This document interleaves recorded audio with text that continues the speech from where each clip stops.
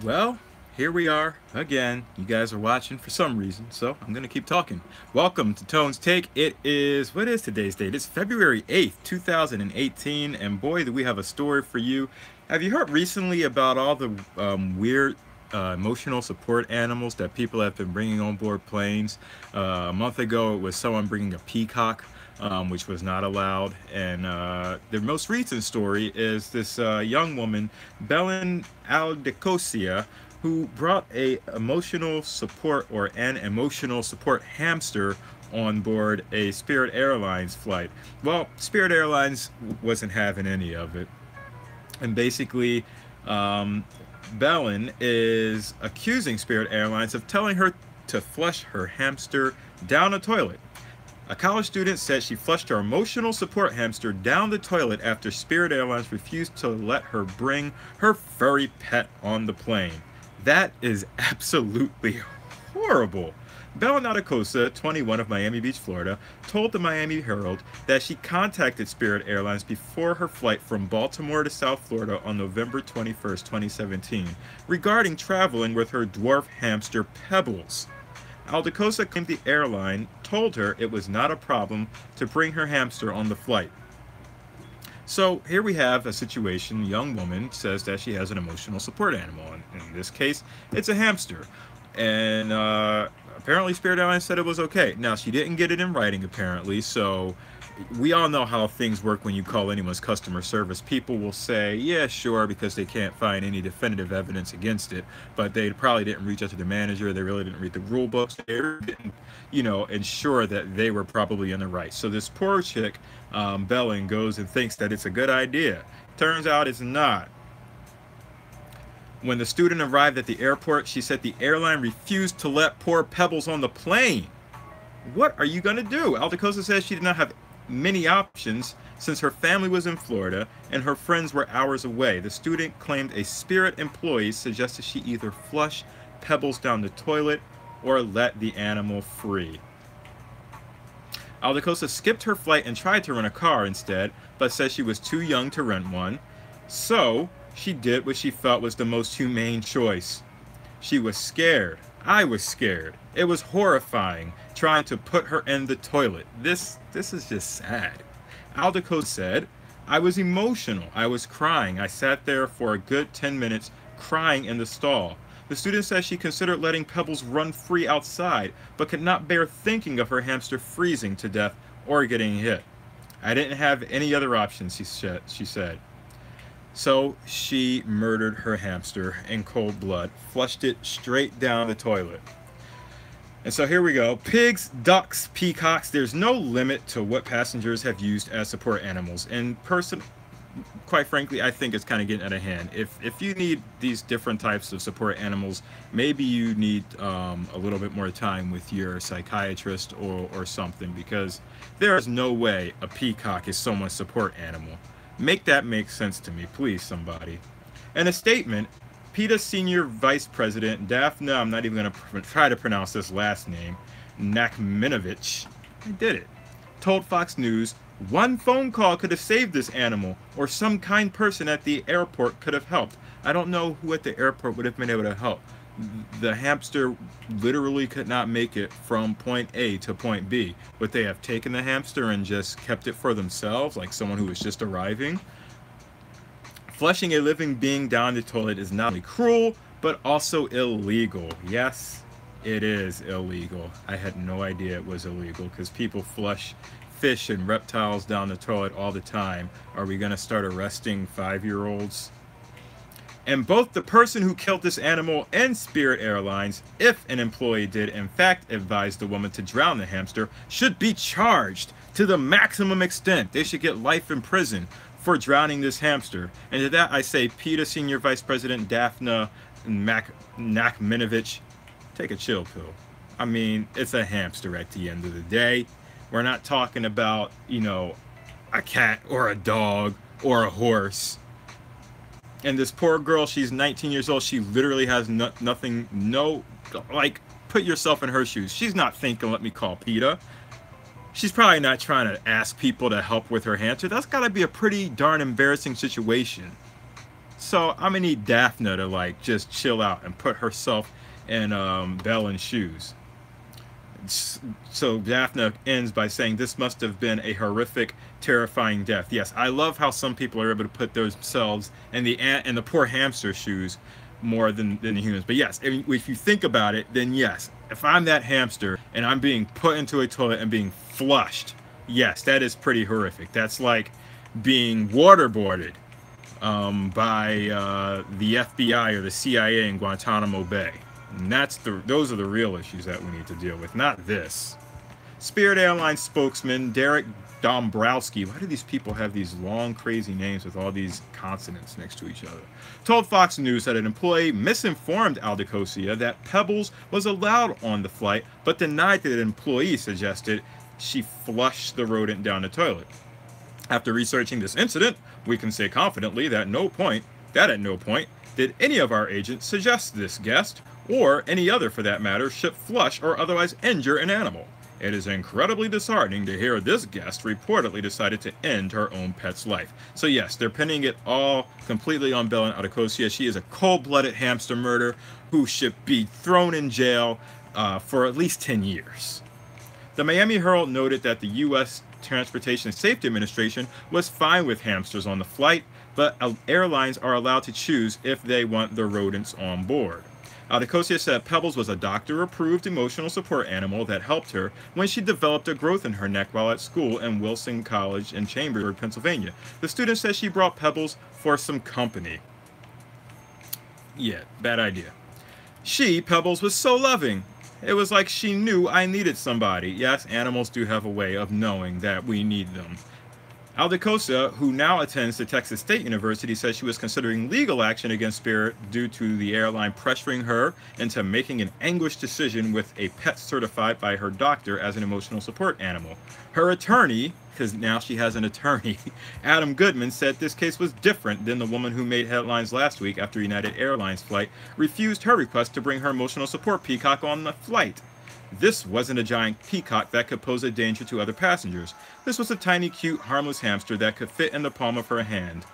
And to that I say no, because a hamster could easily get out of her hand and end up scurrying all over the airport. And God forbid someone has like a real fear or phobia of hamsters and they just lose their minds, or somehow the hamster finds its way out of the airplane fuselage and starts gnawing on some wiring that controls the wing ailerons and stuff like that. So no, I think a hamster is way more dangerous than that. Even if it is in this little roly squirrely ball, it's still dangerous because then it could get lodged in the little cart that goes down the aisle and just all types of things. The poor flight attendant could slip and fall. So please, unless you have a dog or a cat, leave your animal at home or kill it at home. I don't know. No, I'm not condoning killing animals. Please, no, I'm not condoning killing animals at all. This was a horrible story. I wish Belen could have known somehow that she was not able to put the animal. But even then, what would she have done with it? Left it in Baltimore, or it doesn't sound like she's from there.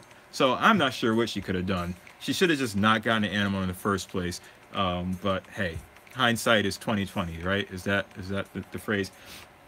So I wanted to look at Delta because Delta has introduced enhanced requirements for customers traveling with service or support animals, and it's going into effect March 1st. So listen up, because these are the new rules, and Delta's pretty strict. So just follow Delta's rules regardless of where you go. So Delta Airlines is taking steps to further protect its customers, employees, and service and support animals by implementing advanced documentation requirements for those animals. This comes as a result of a lack of regulation that has led to serious safety risks involving untrained animals in flight.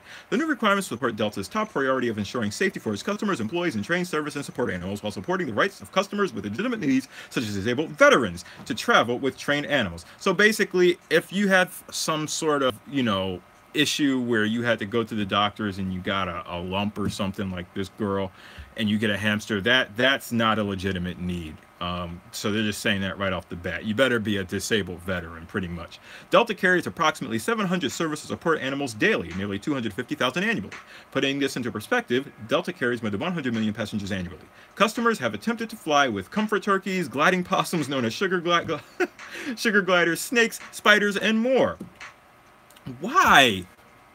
Why would you put a snake on a plane? Have you not seen the movie Snakes on a Plane? Come on. and not spiders. Golly. Ignoring the true intent of existing rules governing the transport of service and support animals can be a disservice to customers who have real and documented needs.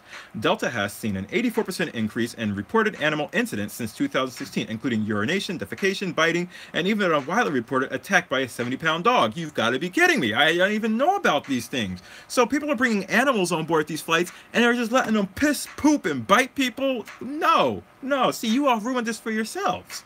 In 2017, Delta employees reported increased acts of aggression, barking, growling, lunging, and biting from service and support animals, behavior not typically seen in these animals when properly trained and working. So they put new procedures. I'm not going to read through it all. You can go to Delta's website, but basically they're really cracking down, and I think other airlines are just going to do a complete copy and paste to make sure that crap like this doesn't happen, because Spirit Airlines, they don't want this next to their name. United, Delta, I mean, United's been through enough stuff from last year with everything they went through. Delta, they don't, no one wants to deal with this. So look for these to come. If you've got some sort of support animal because you have first world problems, get over it, find another way around it, get a support human. They'll allow other humans on the plane.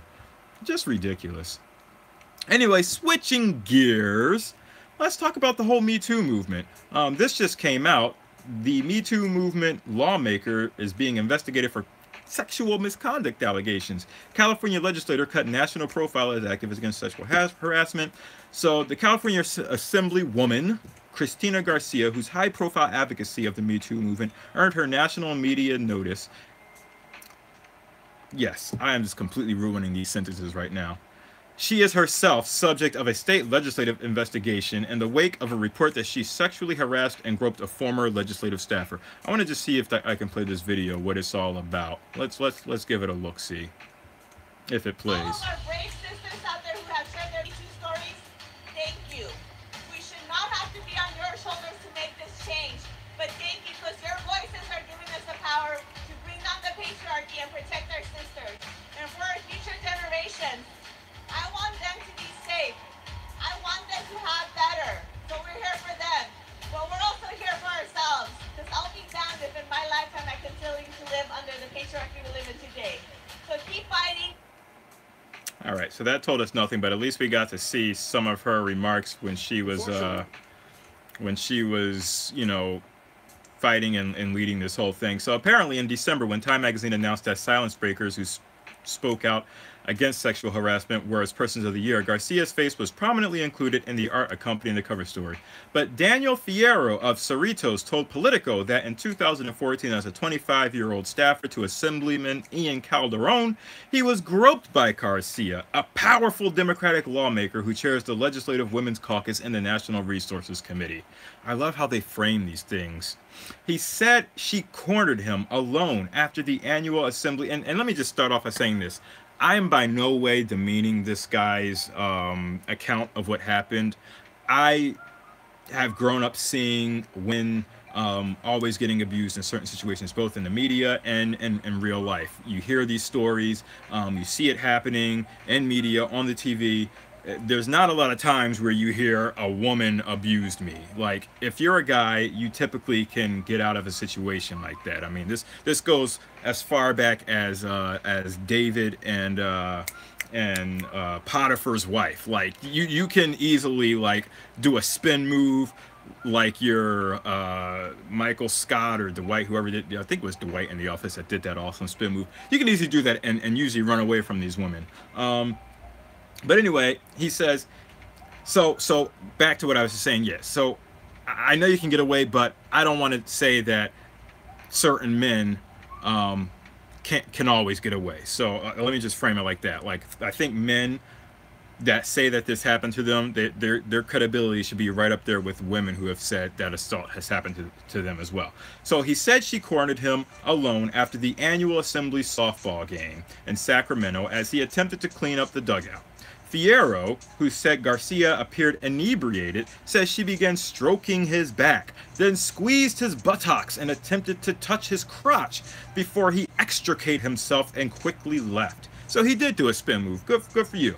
But apparently, you know, not fast enough, and you know, an inebriated person who is coming at you, they're pretty quick with their grabby hands. You know, you just before you know it, they're like an octopus. They're like a squid, just all over you. It's hard to stop these people once they're drunk. They can't control themselves. You know, as we've heard from people like our good friend Kevin Spacey. Fierro said he never reported the incident, which occurred years before the current Me Too movement and new whistleblower legislation to protect legislative staffers. But after he mentioned the issue last January to Calderon, his former boss, the matter was then referred to the Assembly Rules Committee, which launched an investigation. So apparently this must have been ongoing way before this story has currently broken.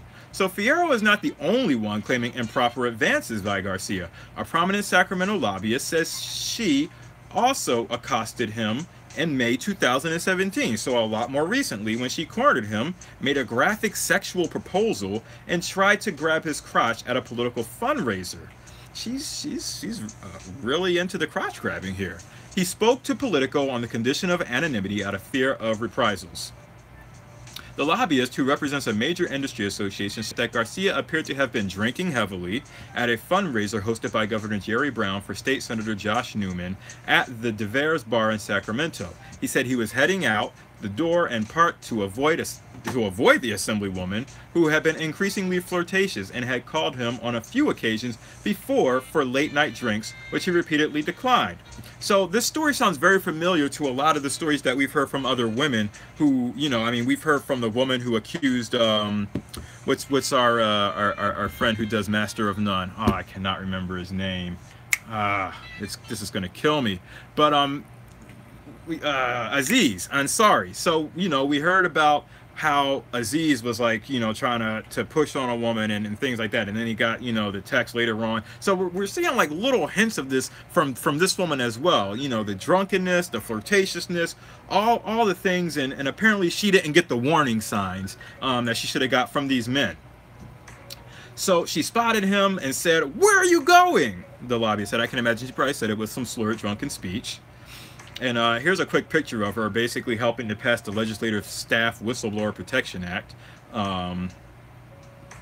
So she came back and was whispering real close, and I could smell booze, and she was pretty far gone, he said. She looked at me for a second and said, "I've got a goal for myself to boop you." Yeah, she's pretty far gone. And I mean, the way he's saying this, it sounds pretty like it pretty much actually happened. I mean, you know, when you're able to say verbatim what the person said to you. At that point, Garcia stepped in front of me and reaches out and is grabbing for my crotch, he said. That was the line in the sand, according to the lobbyist, and he stopped her. I was 4 inches from her, eyeball to eyeball. And I said, "Sister," in my Han Solo voice, "that ain't gonna happen." Of course, he didn't say in his Han Solo voice, and I don't have a Han Solo voice either. But that's what he said. The accusations against Garcia come at the close of months of high-profile activism on the issue of sexual harassment by the Assemblywoman, who became one of Sacramento's leading voices on the Me Too issue. Garcia was one of hundreds of Sacramento women who signed a letter with the hashtag #WeSaidEnough protesting harassment, and told the New York Times that she had been the reported victim of sexual harassment by men in the Capitol in the course of her legislative work. "Multiple people have grabbed my butt and grabbed my breast," she told the Times. "We're talking about senior lobbyists and lawmakers."